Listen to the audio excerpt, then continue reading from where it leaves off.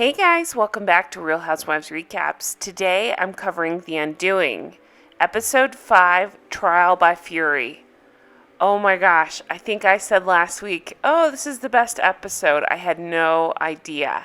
This is the best episode.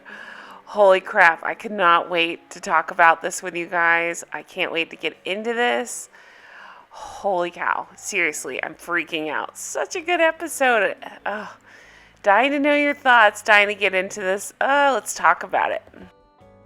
Hey guys, I just want to take a second and say if you're enjoying this show, please check out my Patreon. Go to patreon.com, search Real Housewives Recaps, or check the comments below and I'll put a link. And for $1 a week, you can support my show and get 4 bonus episodes per month. I'm covering Scary Island, like the greatest season of Real Housewives of New York. So check it out. Thanks so much. Okay, so if you remember last episode, we left off with the TV interview that Jonathan was doing. He was saying he lost someone he loves too. I did not kill her. We pick up this episode with Henry at school, and he's watching the interview. We see the headmaster approach, and then we transition over to Jonathan and Grace. Jonathan has the nerve to ask Grace why she was near Elena's apartment that night. Then asks, "Were you following me?"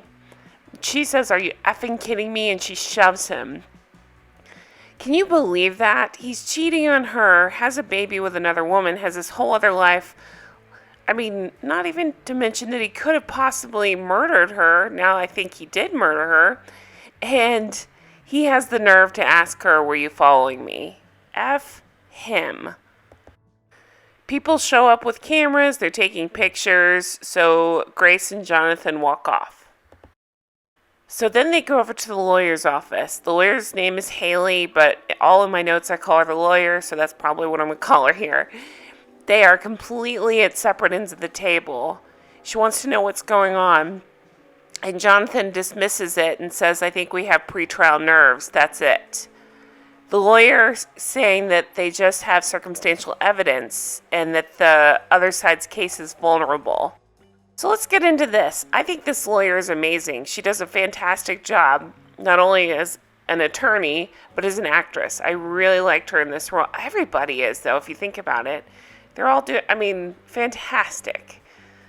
Okay, so this was an interesting storyline here. It really kind of got to me where they showed the jury members and they had been all in their social media. They even explained that they can follow their Facebook and their Amazon trail and they can get into the feed. They can send like pro-Jonathan news to their feeds. How crazy is that? Grace even asks, "Is that legal?" And the lawyer's kind of like, gray area.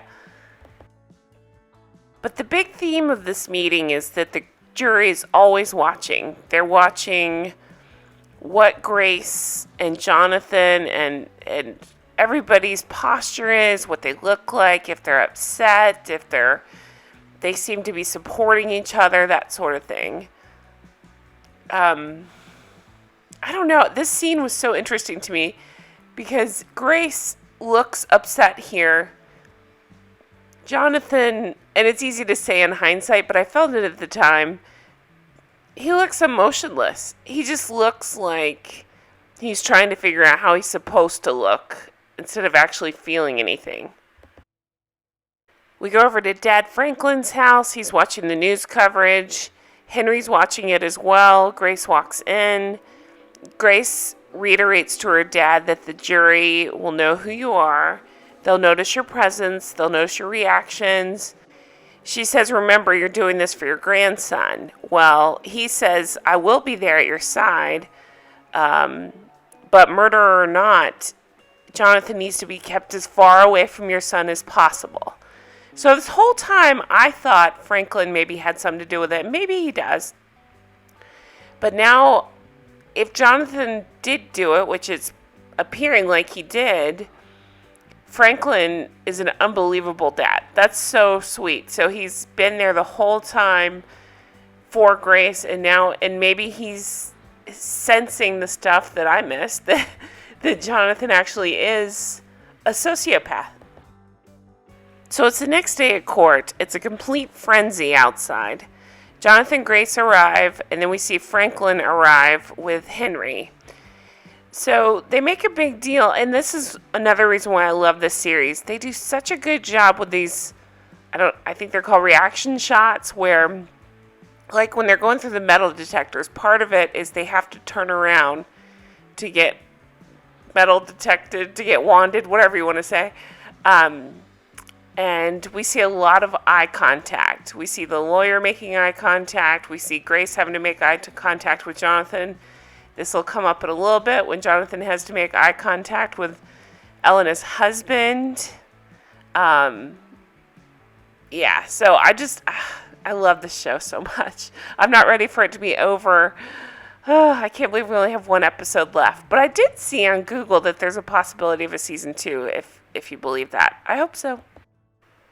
So they make a big deal of holding hands, and they walk in together. So we see the trial starting. The prosecutor is saying Jonathan was having an affair with a victim. He penetrated her, bludgeoned her so viciously, so violently. We find out she was hit 11 times, and they suspect it was, I don't know what the word, it's a hammer basically, but it's like something you would use in crafting and arts where she was an artist.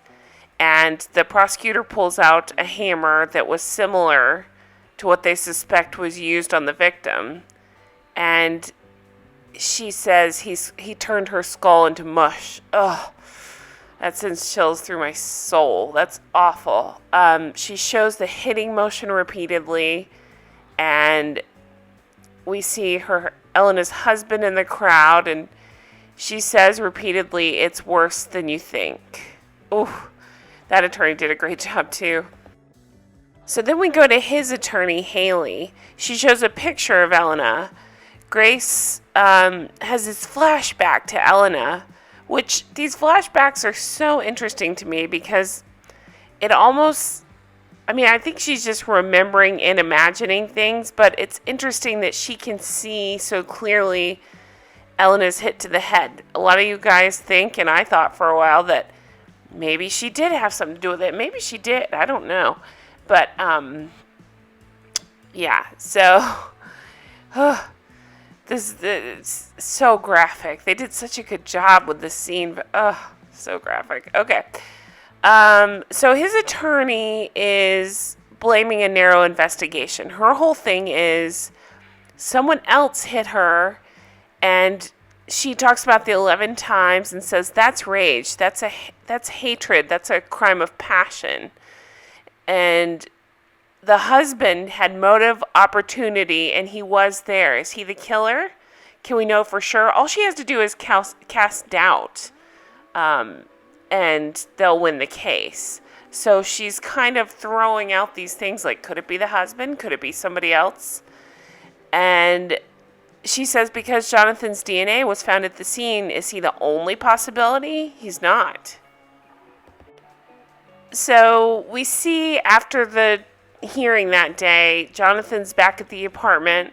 He's watching the news. The news is saying, there's no evidence that the husband did it. Jonathan's drinking. He goes to pull a picture off the wall, and what's funny is at first I thought it was just of Jonathan because you can't really see the son, but the son's there too. So he's looking at a picture of him and his son. Let's talk, not spoilers, let's talk about what we know happens in this episode. So, God, this was such a good episode. Do you think, is he just, nobody could see him there, sitting with a picture of him and his son. Is that just to cast doubt in our mind that maybe he does feel remorse? I don't know. I think they just do all these interesting things to throw us off. But we find out this episode, he does horrible things, seems to have zero remorse. And I just thought that was an interesting scene. Because they didn't have to show us that. Nobody else could see him sitting, appearing to looking sad, and looking at a picture of his son. I feel like maybe they're just showing us he's trying to feel how he's supposed to feel, missing his son. but maybe he doesn't feel anything at all. I don't know. Okay, so this is interesting. He calls Grace, and it says home on her caller ID. So they talk on the phone, and he's trying to be almost romantic. Like, he's being charming. He's saying that he invites her over for tea, and he's saying, the silences are sweet. It's like when they first started talking and they really enjoyed talking to each other, that sort of thing. So we see her go over to her old apartment and climb in bed with Jonathan, and they kind of alluded to that they had sexy time. I thought that was a really interesting scene. I think it was just to show Grace is falling back for Jonathan again. She's believing him. He's charming, and he's winning. She goes back to Franklin's house where she's staying with her son, and he's awake. He can't sleep. So she says, something is wrong. I can tell. And he explains that he saw them. I saw them together at school, talking about Jonathan and Elena. They were being snuggly. And he's feeling so guilty, like he should have spoken up about it. And she says, Henry, you had nothing to do with it. He says they weren't kissing or anything, but I saw them. And then we get a bomb drop that the dad saw Henry seeing them. And he said, he knew that I knew. He cries and said he wanted to tell her, and but that he felt like his dad trusted him. And that was one of the most disgusting, there's several disgusting moments in this episode, but I was so disgusted that this, I'm using dad in quotes, would do this to his son, put this on his son, and to be so narcissistic that he would flaunt this at school. Like, what if Sylvia had seen it? What if the headmaster had seen it? What if Franklin was there? Because apparently he hangs out at that school and is a big donor. What if he had seen it? I was kind of shocked to hear this. It was so interesting. But I think that's the only thing that's going to get through to Grace is if, her son is the one to tell her things like this. Because if another parent had seen it, she could dismiss it. But how do you dismiss it when it's your son? So we see her grilling him the next day at the attorney. She's saying, no more lies, Jonathan. And they're upset. And the attorney's saying, listen, we've got to take on the lead detective. That needs to be our focus right now. And Grace says again, you did that to our son. Okay, so we're in court. The detective is on the stand. He talks about what he discovered. He's being, examined or interviewed by the prosecuting attorney. And he shows crime scene photos and talks about the footprints. And it paints a gruesome scene and points everything to Jonathan. Well, Haley stands up and says that the footprints belong to both Jonathan and Fernando Alves. So we see that the detective is very much pro her husband. He believes that her husband did not have anything to do with it. He is very feisty with the attorneys. He's saying, listen, the only people that the street cameras caught was your client. Talking about Jonathan. Well, the attorney says, did it catch anybody else? And the detective says, nope. Well, that part was surprising because we already know that we have photos of Grace on camera a block away from the scene of the murder. And she says the defendant's wife is there around the scene, around the time. And the detective said, are you suggesting that Grace killed her? And the lawyer says, no, I'm suggesting that you just lied to everybody and you had someone around the scene around the same time with a lot of motive. You never bothered to question her as a suspect. So I thought that was really interesting. So I thought the same thing. I thought, it just further proves that Jonathan's just a sociopathic asshole that feels nothing and will let the possibility of his wife doing it be thrown around in court. But that aside, what an interesting point that the lawyer's making, which is you only ever considered Jonathan. Couldn't you be missing other people? So I just thought she did a fantastic job in this scene. But we find out that Fernando Alves, I think it's Alvarez, had an alibi. And we haven't heard, and some of you guys have made comments on this, I didn't really think about it. We haven't heard his alibi yet. We find out it's that he was taking care of his sleeping son. And the lawyer says, oh yes, it's his sleeping son, implying, he could have snuck out and done this. So that's interesting that we find out now that that's his alibi. So Jonathan and Grace and Henry go to dinner, and this part made zero sense to me, because why would you have this conversation in public? Why wouldn't you go back to the apartment and discuss it? I just was shocked that they decided to do this at dinner. Henry tries to talk about the case, but Jonathan is getting agitated, and he's saying, telephone off. Henry says, did you know that they were going to show that pic talking to Grace? And she says yes, and he says, are you okay being a suspect? And she explains she's not a suspect, but that to prove that they were laser focused on Jonathan instead of looking around at other people. So Henry asks, I think we're going to win. Do you think we're going to win? And Jonathan's saying, I don't know, we could have made a colossal mistake. And Henry says, if we can survive this trial, we can make this family work. And it was kind of shocking. He just kind of throws that out there at dinner. And Grace tries not to talk about it, but Henry insists. And he's saying, you tell your patients that they could survive cheating. And Henry says, Dad, would you never cheat again, right? And Jonathan says, no. Of course, we don't believe anything Jonathan says. Henry's, he's a kid. He's saying we can still be a family. Then he brings up getting a dog. So if you remember, this came up before. Grace told a story earlier on, maybe the first or second episode, because Henry really wanted a dog, told a story about Jonathan letting the dog run out, and the family blamed him for letting the dog get killed. But when Henry brings up the story, Jonathan says, what do you mean? Like, he doesn't remember telling this lie. And Henry says, Mom told me about the dog thing, about your family blaming you.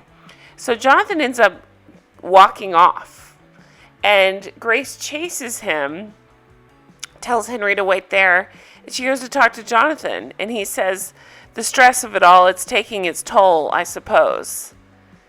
And Grace says, I don't believe you. What was this about? What's going on? And Jonathan drops this bomb. I didn't kill the family dog. We never had a dog. I had a sister. And he says, I killed the family sister. Holy crap. I was completely shocked. And this is where we know he did it, because he can't stop lying. And now there's this awful story. He says he was babysitting her when he was 14. She was 4.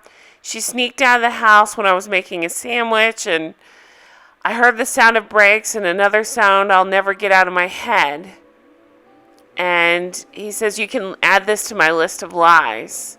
He tries to make himself the victim in this. It's so again, he's not sure how to handle it, so he thinks, oh, I should cry. So he cries, and she hugs him. But we see her having a meeting with Franklin here afterwards, and she tells him what happened. I was surprised, because I wasn't sure if she was going to continue to defend Jonathan, but I think she's starting to see it too.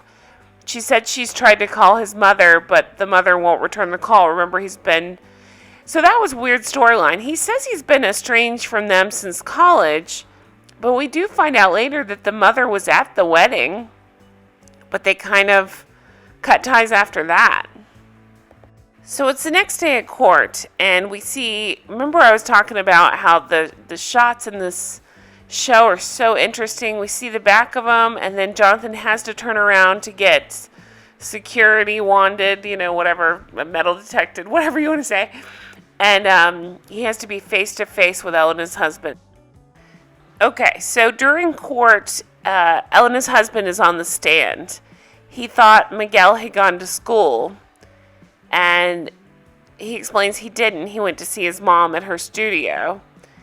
And this part is so hard to talk about with the kids, so I'm just going to breeze over it. But basically, he discovered her. He was distraught. He ran back home. So the husband had to go see what happened. He found her. He called the police.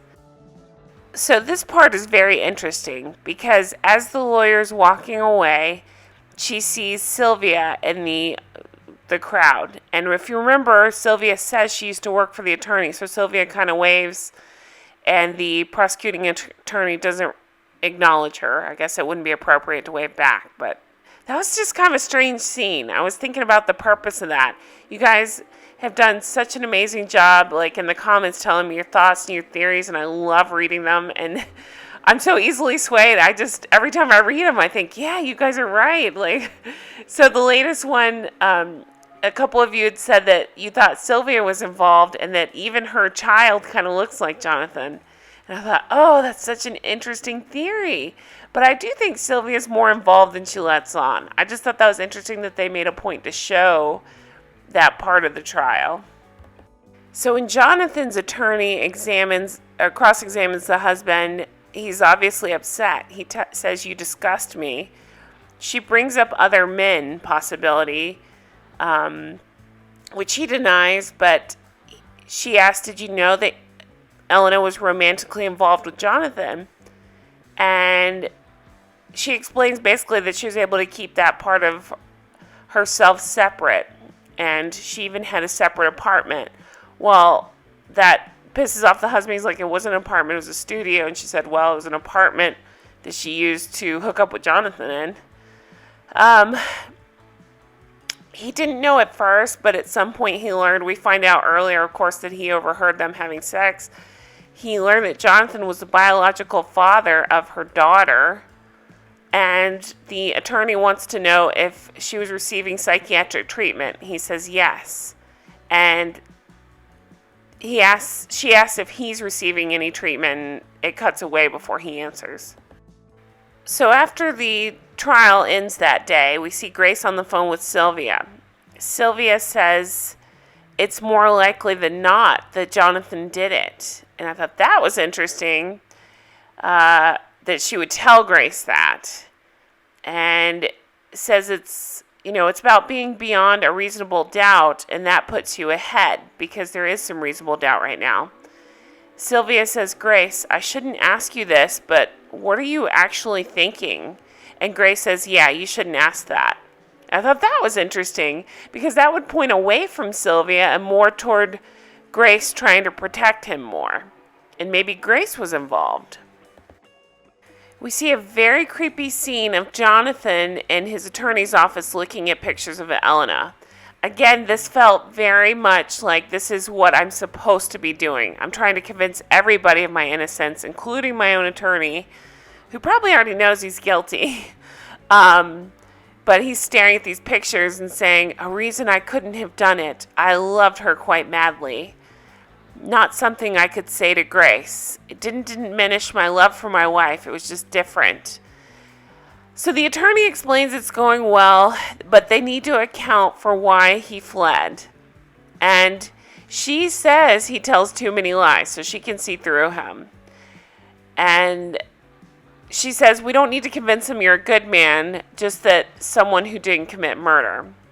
Then we go over to Grace's apartment. She's brushing her teeth, and all of a sudden the computer pings. And this was the most shocking, most interesting part of the entire episode. I just can't even believe it. It's Jonathan's mom.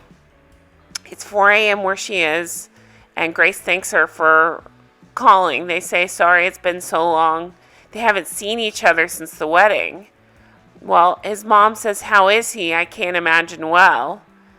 They talk about Henry growing up, and Grace has sent pictures, but the mom says, Grace, I don't blame you. It was Jonathan's decision to no longer be part of this family, a decision he made long before he met you.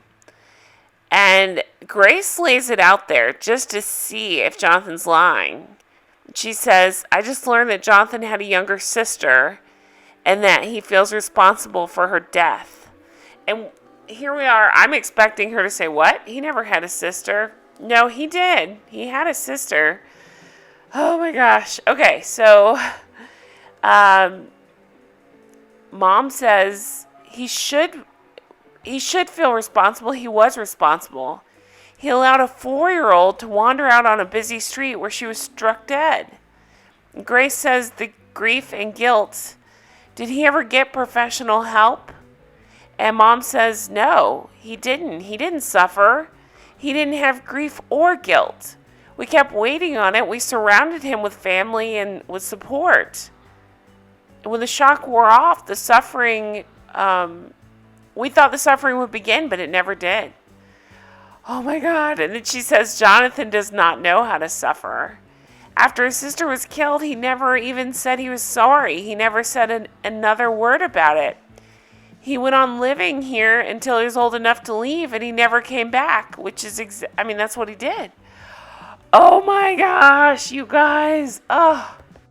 So he wasn't lying about having a sister. He lies about having feelings. He's a sociopath. This is so crazy, but so good. Oh my gosh. I was just like, I had goosebumps everywhere. I just couldn't believe it. I actually rewound and watched that scene again because it was so powerful. I just expected that he wasn't going to have this sister, that he was full of crap, but no, he's lying about everything else. I thought that was so powerful and so good. Such a good episode. Oh my gosh. So many goosebumps. Okay, but it's not over yet. So we see Grace. She's back on the phone with Sylvia. And Sylvia says his own mother identified him as a sociopath. And Grace is just completely in shock, as was I. So then we see, oh my gosh, you guys. Oh, so much. Okay, she goes to tuck in Henry and check on him. She's still upset by everything she's learned. She doesn't know how to handle that. Oh my gosh. So she's cleaning up his room, right? She's tucking him in. She's tidying up his things. He plays his violin all the time. We see it. She's tidying that up.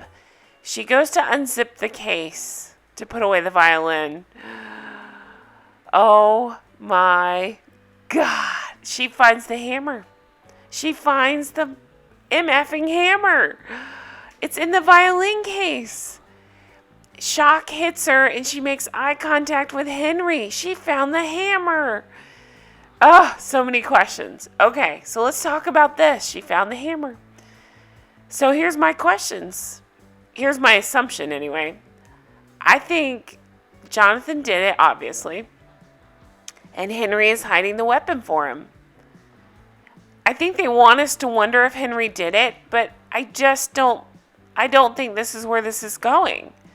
I think Jonathan did it and Henry either found it and tried to hide it for his dad, but more likely his dad gave it to him to hold on to hide it. So my notes say, WTF, is this kid a sociopath too? Is it hereditary? I looked it up. Apparently it is. But I don't think that's where they want to go with this, because we see a lot of scenes of Henry genuinely crying and wanting his family back together and feeling terrible about the situation and stuff. So I think it's another red herring, but I want to know, how the F did he get that hammer? And why has he been holding on to it? I mean, all I can think is he wants his family back so bad he doesn't understand. He's supposed to be, 10 years old, I think? Or maybe a little older, but still, he doesn't understand the magnitude of what's happening. He can't wrap his head around it, that he is hiding the murder weapon for his dad. Holy cow. You guys. I cannot wait for the next episode. I have got to know what's happening here. I need to know, how is Henry involved? How did he come to possess this? Did his dad hide it in there? I just don't understand. What? I mean, is somehow still Franklin involved? Oh my gosh. It's got to be obviously Jonathan because of all the evidence we've seen, but I need to know how Henry came to possess this. This is so crazy. And then what? So Grace finds it and freaks out. What's she going to do next? What does she do? Call the attorney? What do? You got to protect your son. Oh my God, it's so good. I love it. I'm not ready for this show to be over. I can't, I need to find my next thriller like this because I'm so hooked. It's so good. Such a good show. Such a good episode. I can't believe what all went down. Holy cow. Those actors are phenomenal. Even the kid is amazing. I mean, oh God, I'm dying. Okay, so good. Thank you guys so much for watching. Leave me comments below. I'm dying to know your thoughts. Can you believe this episode? Can you believe what went down? I think I'm going to have to go watch this episode again before next week because holy cow. Thank you guys so much for watching. I really appreciate it. Check out all my other shows. I'm taking this week off for Thanksgiving, but I'm still posting stuff every day. I've got all kinds of shows from Real Housewives of Miami to, oh my gosh, everything. Ladies of London Season 2, 90 Day Fiancé. Check them all out. If you really want to support the show, check out my Patreon. It's $1 a week. It gets you 4 bonus episodes a month. And thank you guys so much for watching, and happy Thanksgiving. Even to my non-American friends, happy Thanksgiving. Have a fantastic week. I need to talk more about this show, so leave me comments about it. Have a good week. Bye-bye.